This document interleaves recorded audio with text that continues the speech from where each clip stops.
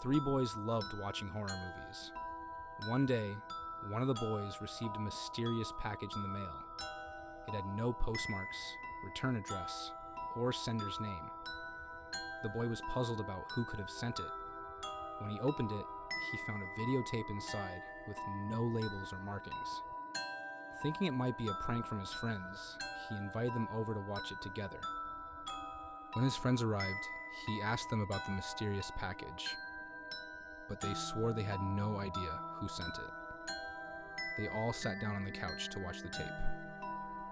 As they pressed play, they were surprised by what appeared on the screen. A creepy clown stood in the middle of a room. To the left was a bed, and to the right was a closet. The clown held two red balloons and stared directly at the camera. Eerie music began to play, and the clown started to dance and jump around. He twitched and moved erratically across the room, all while maintaining a wide, sinister grin. He looked insane and behaved very strangely. The boys' friends found the video hilarious and burst out laughing. After a while, they noticed that the boy who received the package was sitting very quietly. When they turned to look at him, they saw that his face had turned as pale as a sheet, and his eyes were wide with terror. "What's wrong?" they asked. "Why aren't you laughing?"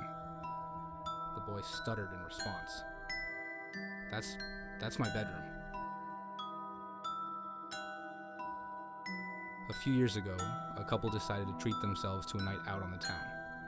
They called a familiar babysitter who had watched their kids before. When the sitter arrived, both children were already asleep in their beds, so she just needed to stay at the house and make sure nothing happened to them. Soon, she got bored and decided to watch TV, but there was no cable downstairs, since the parents didn't want their kids watching inappropriate content. The sitter called the parents and asked permission to watch TV in their room. They agreed, but she had one more request. She asked if she could cover up the large toy clown in their room because it was creeping her out. There was a moment of silence on the phone, and then the father said, "Get the kids and get out of the house now. We don't have a clown." He told her they would call the police. The police found all three of them dead just 5 minutes after the call. The clown was never found. I'm currently living alone in my apartment while my wife is away on a business trip. Yesterday, I came home from work exhausted, quickly ate dinner, and went to the bedroom. Being cautious, I always lock the door. As soon as my head hit the pillow, I fell asleep. I woke up in the middle of the night to a knocking sound on my bedroom door. Still groggy, I thought, my wife must be back. I glanced at the clock. It showed 2:22 a.m. Suddenly it hit me.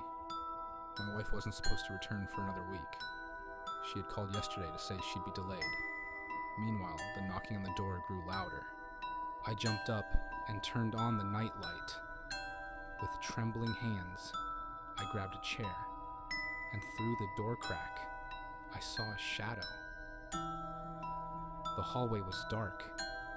Suddenly, the knocking stopped, and I heard the sound of breaking dishes in the kitchen.